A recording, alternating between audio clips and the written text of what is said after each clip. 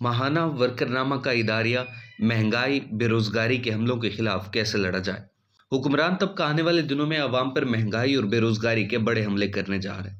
मुल्की मईशत के दिवालियापन का तमाम तर बोझ आवाम पर डाला जा रहा है, जबकि सरमाएदारों, बैंकों और मल्टीनेशनल कंपनियों पर आवाम जितना ही टैक्स लगा दिया जाए तो पाकिस्तान जैसी 10 मईशतें दिवालिया से बाहर निकल सकती हैं। लेकिन मौजूदा निज़ाम में ये मुमकिन नहीं और ये अवाम दुश्मन क़ुव्वतें मिलकर अवाम को मुआशी बदहाली के ज़रिए मौत के मुंह में धकेल रही हैं।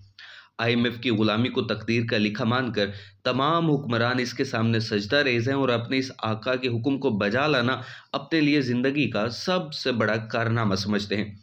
इस सूरत हाल में अवाम के पास इस जुल्म और जबर के खिलाफ जिदोजहद के अलावा कोई रास्ता नहीं बचता।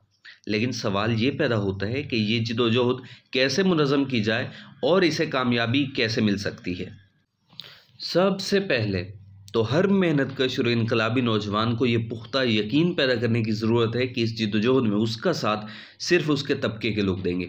हुक्मरान तबके के किसी फ़र्द या गिरोह से उम्मीद लगाना या उनसे मदद की अपील करना इंतहाई बेवकूफ़ी है और इस जिदोजहद की पीठ में छुरा घोंपने के मुतरादिफ है। सियासी पार्टियाँ, अदालतें, कानून, रियासती एहलकार या हुक्मरान तबके और रियासती इदारों का कोई भी आला ओहदेदार मेहनतकश तबके का दुश्मन है और महंगाई और बेरोज़गारी के खिलाफ इस जिदोजहद में हमेशा सरमायादार तबके का ही साथ देगा। इसीलिए उनके साथ किसी भी किस्म की कोई मसालियत नहीं की जा सकती। इसी तरह रिवायती मीडिया, दानिश्वर, तज्ज़िया निगार और एंकर पर्सन भी सरमायादार तबके के ही आलाकार हैं, इसलिए उनके मशवरों और तज्ज़ियों को मानने से यकसर इनकार करने की ज़रूरत है।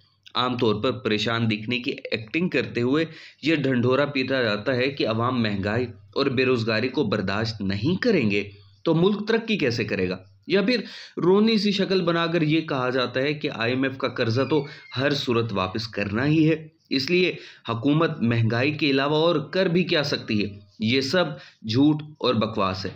आज भी हुकूमत के पास इतने वसाइल मौजूद हैं कि सैकड़ों नए अस्पताल और तालीमी इदारे बनाए जा सकते हैं, सनतें लगाई जा सकती हैं और इलाज और तालीम मुफ्त मुहैया करने के साथ साथ हर शख्स को रोटी, कपड़ा और मकान भी फराहम किया जा सकता है। लेकिन इसके लिए सरमाएदारों के मुनाफों पर टैक्स लगाना पड़ेगा और उनकी दौलत का एक हिस्सा छीन कर अवाम पर खर्च करना होगा। लेकिन मौजूदा निज़ाम में ये मुमकिन नहीं, इसलिए हर किस्म का झूठ फैलाया जाता है जिसके खिलाफ अब जिद्दोजहद नागुज़ीर हो चुकी है।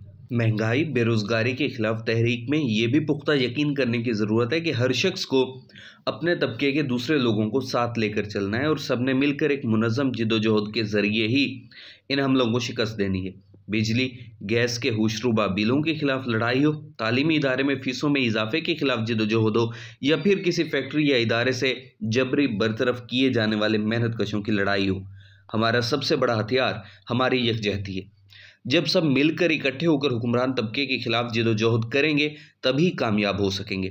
इसलिए गली, मोहल्ले, तालीमी इदारे या फैक्ट्री की सतह पर किसी भी ऐसे इशू के खिलाफ बहसों का आगाज़ किया जाए कि कैसे मिलकर बिजली, गैस के बिलों या फ़ीसों का बाइकआउट किया जा सकता है, या कैसे जबरी बरतरफ मेहनतकशों की बहाली की तहरीक मुनज़्ज़म की जा सकती है।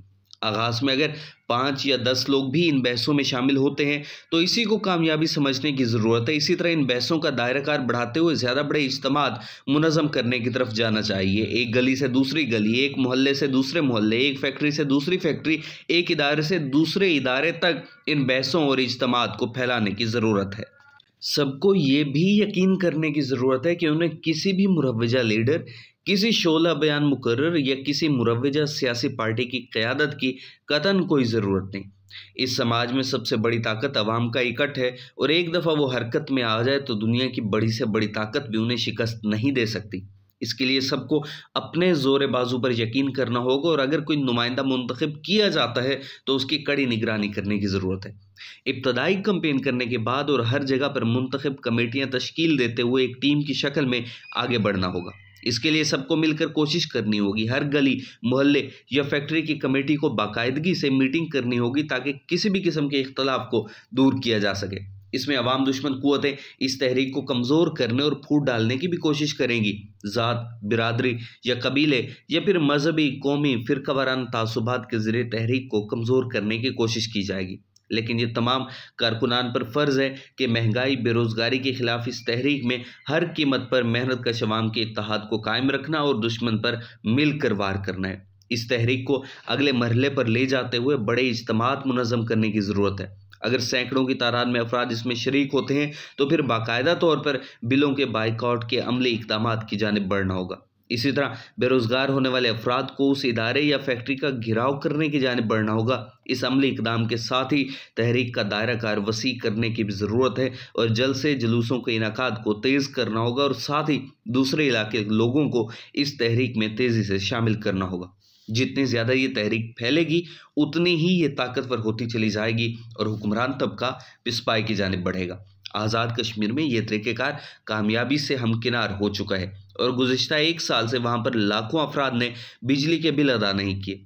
इस तहरीक की सबसे बड़ी ताकत मुनज़्ज़म मेहनत कश तबके की शमूलियत है। इसलिए मेहनत कशों से इस तहरीक की हिमायत में हड़ताल की अपील करने की ज़रूरत है और उन्हें इस जद्दोजहद में शामिल करने की ज़रूरत है। हर शहर में मुख्तलिफ सरकारी, नीम सरकारी और निजी इदारों के मेहनत कश मौजूद हैं। उनसे अपील करने की ज़रूरत है कि वो ना सिर्फ उन जलसे जुलूसों का हिस्सा बने बल्कि अपने अपने इदारे में इस मसले के खिलाफ हड़ताल का भी आगाज़ करें। इस हड़ताल का दायराकार वसी करते हुए एक शहर की सतह से आगाज़ करते हुए एक मुल्क गिर आम हड़ताल की जानिब बढ़ने की ज़रूरत है ताकि पूरे मुल्क का पहिया जाम किया जा सके और हुक्मरान तबके और IMF को फैसला कुन शिकस्त दी जा सके। इस तमाम अमल में तहरीक के आगे बढ़ने के साथ साथ महंगाई और बेरोज़गारी के मुआशी मुतालबात यकीनी तौर पर सियासी मुतालबात की जानिब भी बढ़ते चले जाएंगे। इस वक्त किसी भी सियासी पार्टी के पास महंगाई और बेरोज़गारी का हल मौजूद नहीं, क्योंकि सरमायादारी की हुदूद में कोई हल मौजूद ही नहीं है। इसलिए ये तहरीक आगे बढ़ेगी तो सरमायादारी के खात्मे को अपना नस्ब लाइन बनाएगी। हड़ताल के बाद तहरीक के अगले मरहले में बैंकों, सनतों और मल्टीनेशनल कंपनियों को मेहनत कश तबका अपने जमहूरी कंट्रोल में लेगा।